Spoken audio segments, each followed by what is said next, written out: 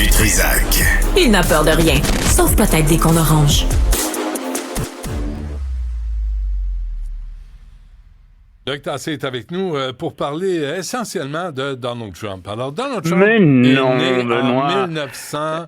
Je peux te parler même des élections au Québec et au Canada. Parce que sais-tu ce qui est arrivé? Ouais. Comme Donald vient de faire tomber la menace tarifaire, tu sais, 90 jours, 10%, tout le monde respire, sauf la Chine, évidemment. Ouais. Je t'en reparlerai tout à l'heure. Mais qu'est-ce qui va se passer, tu penses, au Québec et au Canada?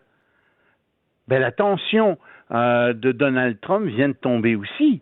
Et donc, moi, je pense que je te prédis que les partis d'opposition vont tous faire une remontée, puis que le Parti libéral va descendre, parce que la tension de Donald Trump vient de tomber. Oui, parce qu'il y a un sondage qui est publié dans la presse aujourd'hui. Loïc, tu l'as vu. Tu sais, là, écoute, c'est Mark Carney, l'incarnation du sauveur du Canada. Oui, mais à cause de Trump. Ben oui, je sais bien. Avant que Trump abandonne ses tarifs.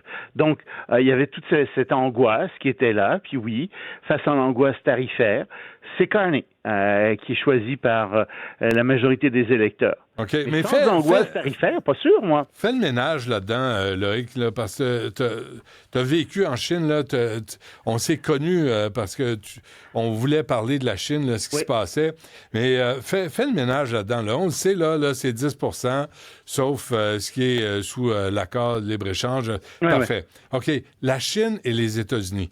D'après toi, là, c'est quoi le portrait? C'est pas tant que ça. Comme j'essayais de te l'expliquer hier, je te disais, regarde, le commerce avec la Chine pour les États-Unis, c'était à peu près, grosso modo, 4% du PIB. Ouais. Puis c'est à peu près la même chose pour la Chine, PIB chinois. Puis là-dessus, c'est certain que tout va pas tomber. C'est beaucoup pour les États-Unis des exportations vers la Chine de fer, des exportations, d'hydrocarbures, ce genre de choses, produits agricoles aussi, tandis que la Chine exporte des vêtements, des ordinateurs, des produits finis. Les États-Unis, évidemment, exportent aussi en Chine des automobiles. Mais en gros, on voit bien que les États-Unis sont un fournisseur de matières premières pour la Chine, certaines matières premières, et la Chine est plutôt un fournisseur de toutes sortes d'appareils très finis, haut de gamme pour les États-Unis. Donc, ça va faire mal aux deux pays, mais pas tant que ça. Mais penses-tu que c'est un délit d'initier ce que Trump a fait? Oui. Ah, ça, c'est certain. Il y a beaucoup de démocrates qui le pensent. Parce que, tu sais, comme par hasard, il a fait tomber... D'abord, revenons à la base même. Ouais. Cet homme est un milliardaire, et ce qui compte pour lui, c'est l'argent, c'est de faire de l'argent, et les milliardaires qui sont autour de lui sont au pouvoir pour faire plus d'argent. Ça, là, c'est la vérité cardinale. Ils en ont perdu beaucoup, là, ses amis. Donc ça, ils en ont gagné beaucoup. Écoute, moi, je ne sais pas combien Trump a fait. D'abord, est-ce qu'il a vendu ses actions avant que ça dégringole? Ou est-ce qu'il ne les a pas vendues?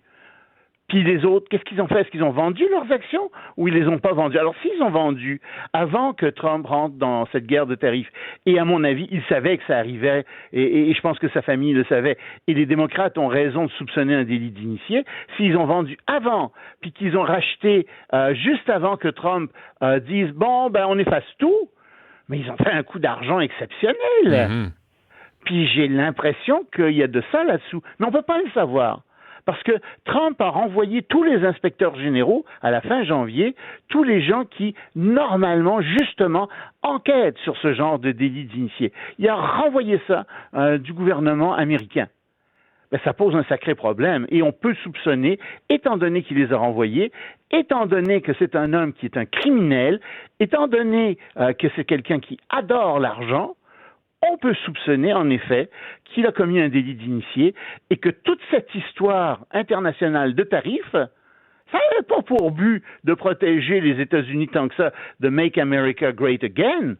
Ça avait comme but premier d'enrichir Trump et ses petits amis. J'ai pas la preuve de ça. J'en ai pas la preuve.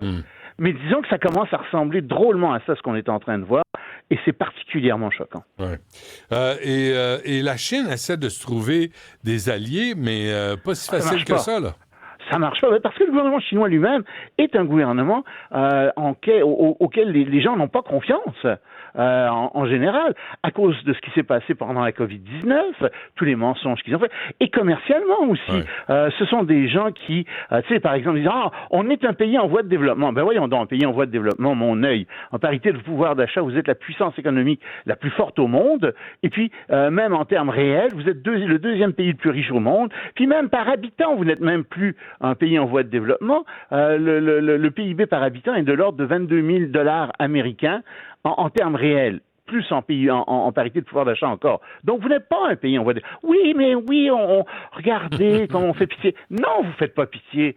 Ah oui, mais c'est parce que en gardant le statut de pays en voie de développement, ils ont toutes sortes de privilèges à l'intérieur des institutions internationales que d'autres pays n'ont pas. Alors, c'est pour ça qu'ils veulent pas le perdre. Même chose avec les conditions qu'ils exigent quand ils font du commerce avec d'autres pays dans le cadre des routes de la soie. C'est pour ça qu'il y a des pays qui en sortent des routes de la soie, parce que la Chine est trop dure. Donc, même si les États-Unis ont une attitude avec Trump qui est absolument incroyable, ben il y a encore des pays qui disent on préfère quand même faire affaire avec les États-Unis parce que l'expérience du commerce avec la Chine est très mauvaise. Résultat, la Chine a dit à l'Australie, faisons alliance ensemble contre les États-Unis. Jamais de la vie, a répondu le gouvernement australien. Il n'y en est pas question. Et donc, le gouvernement chinois se trouve isolé maintenant sur la scène internationale plus que jamais. Bien sûr, il y a des petits joueurs, des pays du tiers-monde qui sont avec la Chine, mais en général, la Chine est pas mal isolée. Et donc, elle est obligée de négocier. C'est pour ça qu'aujourd'hui, Xi Jinping a fait une ouverture vers la négociation avec Donald Trump. Le fond du problème, c'est comment sauver la face pour la Chine, aussi pour Donald Trump, mais tu peux être sûr qu'ils vont trouver. Moi, je suis assez optimiste là-dessus. OK, mais là, faites une marque au calendrier, là, parce que, Loïc, tu dis que Donald Trump a raison de dénoncer les pratiques commerciales de la Chine. Totalement. J'ai jamais dit le contraire. Je t'ai toujours dit que Donald Trump met le doigt sur de vrais problèmes. C'est sa façon de résoudre les problèmes qui fonctionne pas. Ouais. Souvent, sa solution est pire que le problème. Ça, c'est autre chose. Ouais. Mais, en général, il met le doigt sur de vrais problèmes. Il y a l'histoire de soldats chinois dans l'invasion russe de l'Ukraine. On en apprend, là. Oui, c'est la troisième fois qu'on en parle. Ça avait commencé par 2, puis peut-être qu'on avait un petit vidéo, puis oui, il y en aurait quelques autres. Ils sont rendus 155 maintenant, d'après le gouvernement ukrainien. Et oui, c'est plus tout à fait la même chose. Et Zelensky dit, il y en a peut-être beaucoup plus que ça. Puis on a l'impression que Zelensky a des cartes. Alors, c'est merveilleux pour Zelensky, parce que ça lui permet de dénoncer la Chine, ça lui permet de montrer aussi la mauvaise foi de la Russie et de la Chine, et ça peut peut-être réveiller Donald Trump aussi, en disant à Donald Trump, regarde ce que les Chinois et les Russes sont en train de faire dans ton dos. Cela étant dit, ça reste quand même très grave comme problème parce que si jamais la Chine décidait d'envoyer en masse des soldats chinois en Ukraine, je pense que les carottes seraient cuites pour l'Ukraine. Ça irait très, très, très mal. Ouais. Et pour le moment, la Chine dit non, on est neutre, c'est de la mauvaise foi de la part de Zelensky, il ne doit pas faire ça, regardez, c'est ça qui est en train de se produire véritablement, c'est ça qu'on voit, et c'est certain que ces gens ont eu l'aval de l'armée chinoise, du ministère de la Défense, peut-être pas du ministère des Affaires extérieures, qui a peut-être été tenu à l'écart de ce genre de décision, mais tu peux être sûr que le bureau de Xi Jinping était au courant de ça, que la Chine envoyait donc des soldats en Ukraine. Ça, c'est certain. Et avant qu'on se quitte, Loïc, cette catastrophe démographique qu'on attend en Europe. Écoute, ça me prend au moins 2 minutes de parler de ça parce que c'est gros. Et c'est passé sous le radar. Figure-toi que ce sont des données qui viennent de l'ONU, qui ont été mises ensemble. Et on s'aperçoit que l'Europe va perdre 20% de sa population d'ici 2100.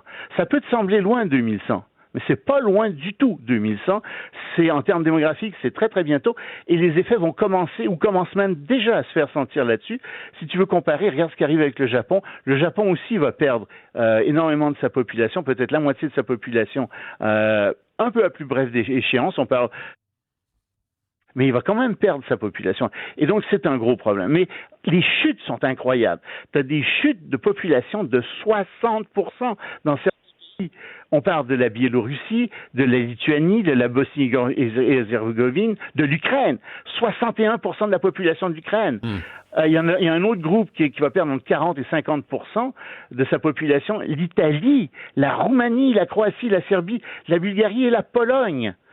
Troisième groupe, entre 20 et 40%, la République tchèque, la Hongrie, et puis plus que 30% la Slovaquie, l'Espagne, la Grèce, Malte, le Kosovo. Il y en a qui vont perdre moins, entre 10 et 20% de la population. La Russie, la Finlande, le Portugal, l'Autriche, l'Allemagne. Puis il y en a qui vont avoir une décroissance peut-être un peu modeste. Le Danemark, la Norvège, la Belgique.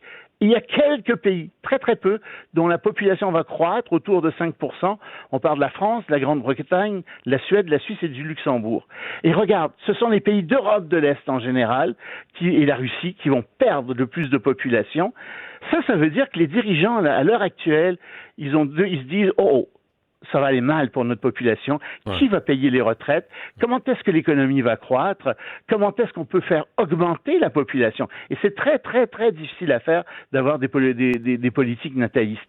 Et ça peut expliquer ça, une partie des politiques que ces pays-là prennent dès maintenant. Mais c'est l'Europe de demain, c'est l'Europe de nos enfants qui est en train de se dessiner dès maintenant. Oui, parce que 2100, c'est comme parler de 1950. C'est il y a 75 ans.